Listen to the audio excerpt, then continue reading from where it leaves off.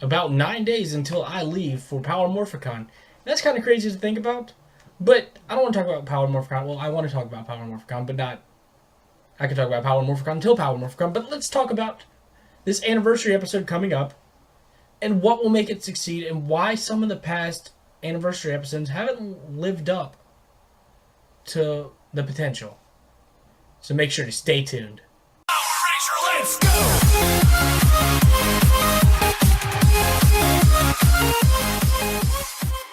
So we have got some great anniversary episodes before, and some not so great.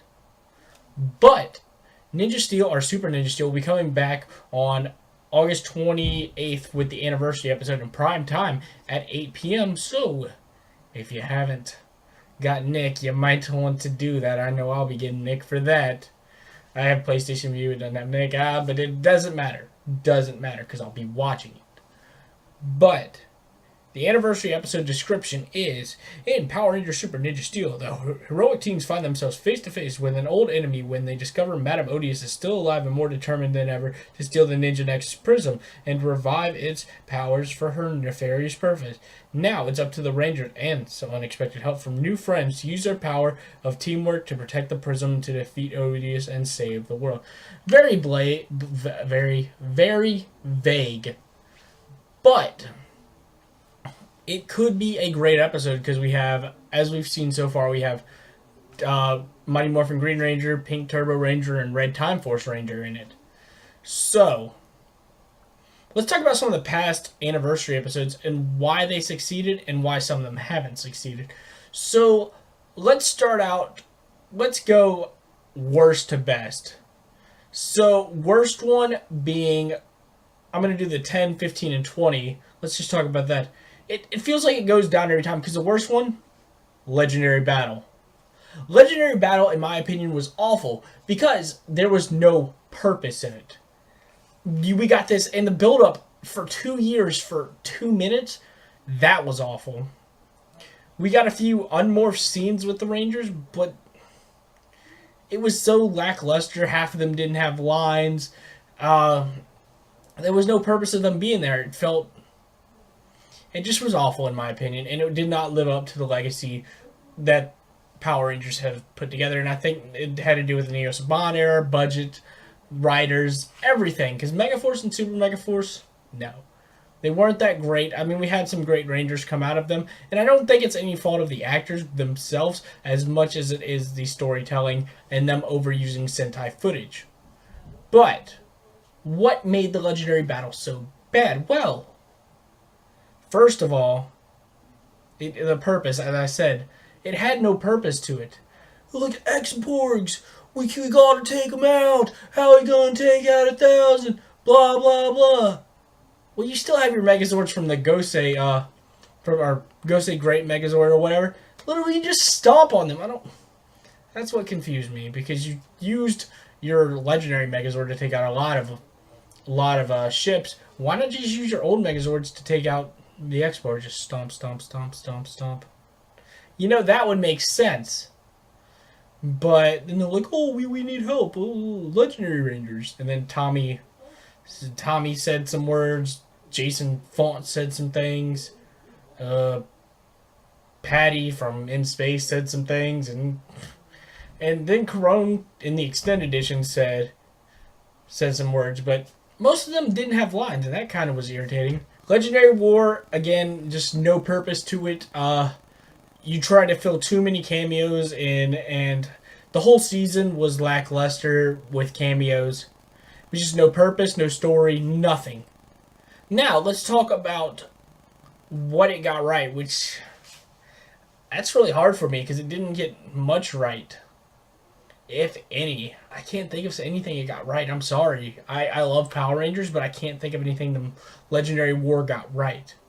But let's talk about the 15th anniversary of the show with Once a Ranger. Now, Once a Ranger gets a lot of hate, and I get why, but it was some things, it had a story to it. Okay, so that's one of the things I really liked about it. It had a story.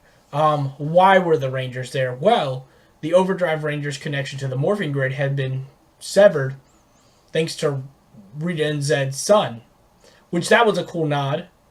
that it had a story to it. What it got wrong, though, was it made the veteran Rangers look awful, in my opinion. I mean, they did some cool things, like one or two fights, but they never really destroyed a villain. Matt came in and had to destroy the big thing because they couldn't do it in the Megazords, and he destroyed it unmorphed with no powers with the Sentinel Sword. That was irritating. It just made the veteran Rangers look very weak, in my opinion. Now, what they did right was they put it in two parts, which I hope that this episode of Super Ninja Steels is at least 40 minutes. Because even with Clash of the Red Rangers, they got something right with that, with everything they got wrong with that. It was a movie. It was a TV movie. It was like 45 minutes. Something like that. But it was extended. It was, it had time that they ruined with it, but it had time. That's what Super Ninja Steel needs. I think just having those three characters in there will do just fine. But yeah, Once a Ranger Part 1 and Part 2, it was overall a decent team-up episode if they had made the veteran Rangers look stronger, let them destroy a villain or two, instead of just some chillers. You know, I'm not completely with that. They looked strong. Okay, let me rephrase it. They looked strong to begin with because they turned or drove off a Fear Cat and I can't even Ninja Dude. I can't remember his name. I'm sorry. I rewatched the season not too long ago, but I don't remember. Now let's talk about one of the best episodes in Power Rangers history and the 10th anniversary of the show in Power Rangers Wild Force with Forever Red. Now I rewatched this episode all online. I can probably quote almost everything in the episode, as many fans can, because it was a great episode. It had purpose. It had everything you need. What was the purpose? Oh, the Machine Empire is trying to dig out Serpentera. Okay, so they recruit 10 Red Rangers, and they all have to go to the moon to take them down, which Power Rangers logic kills me because you can't breathe in space. Whatever. But it was just overall a great episode. There's a few issues with it, but let's go over the good things with it. So, the iconic seeing all the Red Rangers having an interaction with each other. Jason David Frank, of course, leading the Red Rangers. The interaction between Tommy and Jason. That was cool. That's one of the most iconic lines in Power Rangers history. You didn't think I was going to let you do this without the original Red Ranger, did you? That was great. All of them on the Megaship and explaining Serpentera. Fantastic. The Unmorph fights, that was good. It showed the Rangers' individual ability without being morphed. And then the morphed fights, those were good. It went like first season, 10th season, second season. It went like this. Like, it was, I had to count that. I'm like, hold up, they're just going backwards. It's all good though. But I really love this episode. Them taking down the Machine Empire was cool. Of course, Machine Empire was already dead because of Zordon, but you know, who cares? It's whatever. It's Power Rangers. But there's a few issues with it. There's the fact of how short it was. They could have made it a lot longer. At least a 45-minute thing, in my opinion. And someone's calling me. Anyways, a 45-minute long TV movie or TV special. What else? I wish they hadn't reused Beetleborg's costumes, but whatever. It's all good. But overall, that was the best anniversary episode, in my opinion. I know In Space had the Blue Ranger, Turbo Blue Ranger team up and Atom team up, but those were both good, but I don't really consider them anniversary episodes.